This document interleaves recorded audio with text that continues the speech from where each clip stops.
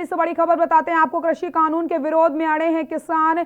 दिल्ली से खबर बता रहे हैं आपको, जहां पर कृषि कानून के विरोध में अड़े हैं किसान। कानून की कॉपियां चुरा करके किसानों ने लोहड़ी मनाई है, तो कहीं ना कहीं किसान संगठनों ने कमेटी का भी विरोध किया है और किसानों के आंदोलन का आज 49वां दिन है। नए कृषि कानूनों का विरोध कर रहे हैं किसान संगठनों ने गतिरोध तोड़ने के लिए उच्चतम न्यायालय द्वारा नियुक्त समिति को मंगलवार को मान्यता नहीं दी और कहा है कि वे समिति के समक्ष पेश नहीं होंगे और अपना आंदोलन जारी रखेंगे। सिंघू बॉर्डर पर संवाददाता सम्मेलन को संबोधित करते हुए किसान नेताओं ने दावा किया है कि शीर्ष अदालत द्वारा गठित समिति के सदस्य सरकार समर्थक हैं। उच्चतम न्यायालय ने इससे पहले अगले आदेश तक विवादास्पद कृषि कानूनों को लागू करने पर रोक लगा दी और केंद्र तथा दिल्ली की सीमाओं पर कानून को लेकर के आंदोलन किसान संगठनों के बीच जारी गतिरोध को समाप्त करने के लिए 4 सदस्यीय समिति का गठन किया गया, लेकिन किसान इस समिति का विरोध कर रहे हैं और उन्होंने साफ इनकार कर दिया है समिति से बातचीत करने को लेकर के।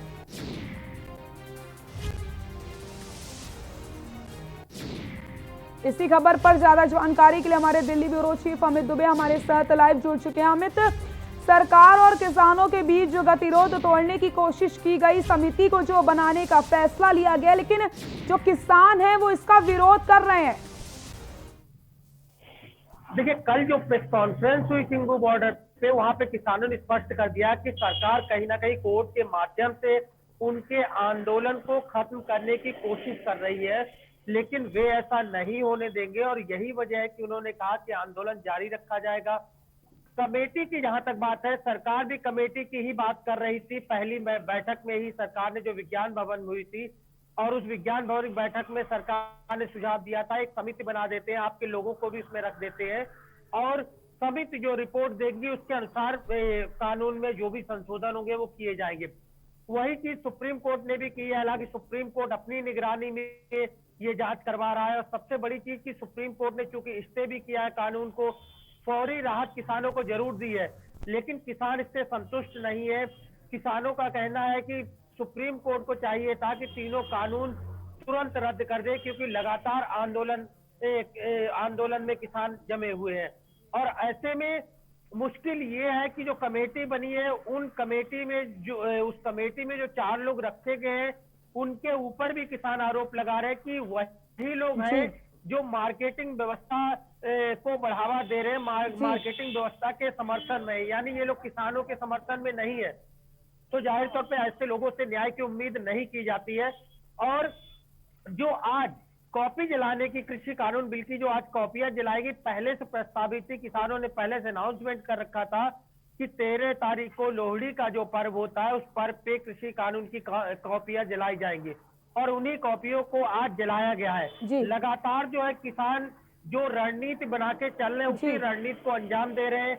अभी तक सब अपने अपने बॉर्डर पे ही जमे हुए हैं, चाहे पलवल के आगे हरियाणा में जो किसान जमे हुए उनकी बात करें या हम Singhu border, Tikri border, Ghazipur border, किसी भी जगह बात करते हैं, लेकिन किसानों के ऊपर कोई फर्क नहीं पड़ा है। भले ही सुप्रीम कोर्ट ने कमेटी बना दी है, कानून को स्टे कर दिया है। जी अमित, लेकिन जिस तरीके से सरकार ने 15 जनवरी तक का समय मांगा था और एक बार फिर से सरकार और किसानों के बीच बातचीत होनी है, तो क्या कुछ कहना है किसानों का? इस 15 जनवरी को जो बातचीत होनी है, क्या उनको लगता है, उम्मीद है कुछ की हल निकल पाएगा?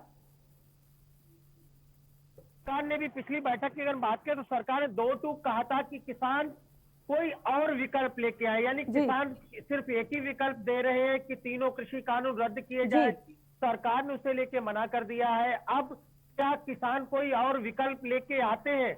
अगर कोई और विकल्प लेके आते हैं तो आगे बात बनने या बिगड़ने के चांस बनेंगे। और अगर किसान अपनी मांगों पे अडिग रहते हैं कि तीनों कृषि कानून वापस लिए जाए, तो बैठक में कुछ भी नतीजा नहीं निकलेगा, इसमें कोई दो राय नहीं है। क्योंकि लगातार इतनी बैठकें हुई है, तब तक सरकार अपनी बातों को स्पष्ट नहीं कर पाई। फिर मीडिया के माध्यम से ही तमाम चीजें जो है वो किसानों तक पहुंच रही थी और किसानों की चीजें सरकार तक आ रही थी, लेकिन डायरेक्ट कम्युनिकेशन कोई भी दोनों के बीच में नहीं दिख रहा था। सरकार भी पहले दिन से कह रही कृषि कानून वापस नहीं होंगे, किसान भी आंदोलन में लगातार कह रहे हैं कि तीनों कृषि कानून जब तक वापस नहीं होते वे घर नहीं जाएंगे। लेकिन पिछली बैठक में सरकार ने डायरेक्ट ये बात जो है कृषि मंत्री की तरफ से किसानों को कही गई है। अब क्या किसान उसका कोई विकल्प खोजते हैं? हालांकि अभी तक किसानों ने निश्चित कर रखा है, किसानों की स्थिति स्पष्ट है। किसानों ने कहा है कि सिर्फ कृषि कानून के अलावा, वापसी के अलावा उन्हें कोई और विकल्प उनके पास नहीं है।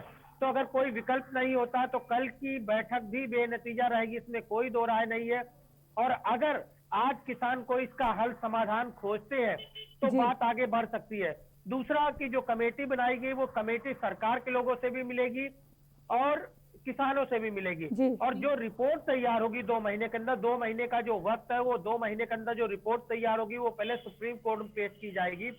लेकिन ऐसे में बड़ा सवाल ये उठता है कि जब किसान कमेटी के पास जाने के लिए मना कर चुके हैं, कमेटी को मानने के लिए मना कर चुके हैं, तो ऐसे में कमेटी किसानों के साथ कैसे चर्चा करेगी?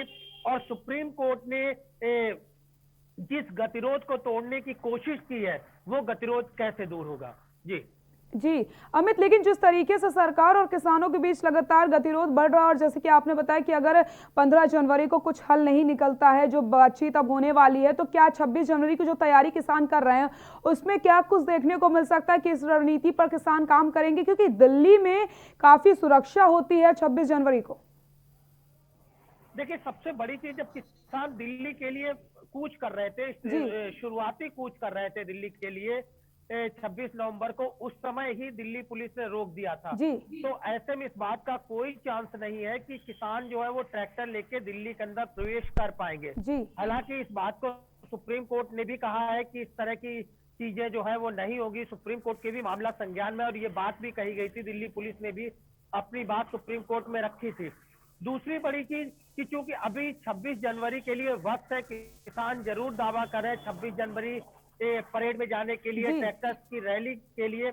लेकिन बड़ा सवाल ये है, जब किसानों को रामलीला मैदान में दिल्ली पुलिस ने प्रवेश नहीं दिया, बॉर्डर पे ही रोक दिया, तो ऐसे में ये पॉसिबल नहीं है कि किसानों को 26 जनवरी परेड के लिए राजपथ पे परमिशन दी जाए।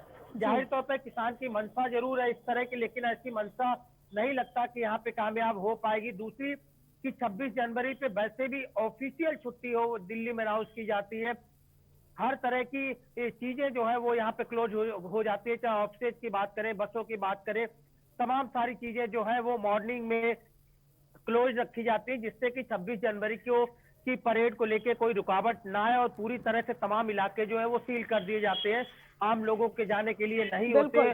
और इस बार कोरोना काल में खास तौर पे जो परेड है उस परेड में भी बड़ी कटौती की गई है। एक तो परेड जो लाल किला तक परेड जाती थी वो लाल किला तक नहीं जाएगी, पहली बात।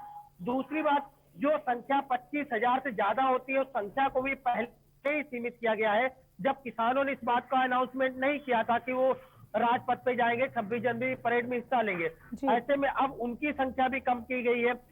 तो कोरोना काल में जब सरकार ने पहले ही तमाम तरह के एहतियात बरते हैं, तो ऐसा नहीं लगता कि किसान ट्रैक्टर के साथ यहाँ प्रवेश कर पाएंगे। और कुछ किसान अगर आना चाहते हैं, यहाँ परेड में शामिल होना चाहते हैं, तो ये सरकार और दिल्ली पुलिस के ऊपर डिपेंड करेगा कि वो उन्हें परमिशन देते हैं या नहीं। अब देखने वाली बात ये होगी अमित, जिस तरीके से ये गतिरोध बढ़ता चला जा रहा है, 15 जनवरी को क्या कुछ देखने को मिलता है और हल निकलता है या नहीं। बहुत बहुत शुक्रिया अमित तमाम जानकारी के लिए आपका। तो लगातार जो सरकार और किसानों के बीच का गतिरोध है वो बढ़ रहा है, क्योंकि आज जिस तरीके से तस्वीरें आपको हम दिखा रहे हैं, लोहड़ी मनाई है किसानों ने, यहाँ पर कॉपियां जला करके लगातार वो कृषि कानून का विरोध कर रहे हैं और साफ उन्होंने ये कह दिया कि जब तक इसमें रोक नहीं लगेगी, वापसी नहीं होगी, तब तक वो घर वापसी नहीं करेंगे। लेकिन 15 जनवरी को एक बार फिर से बातचीत होनी है और देखने वाली बात यही होगी कि क्या कुछ हल 15 जनवरी को निकलेगा या फिर स्थिति जस की तस बनी रहेगी।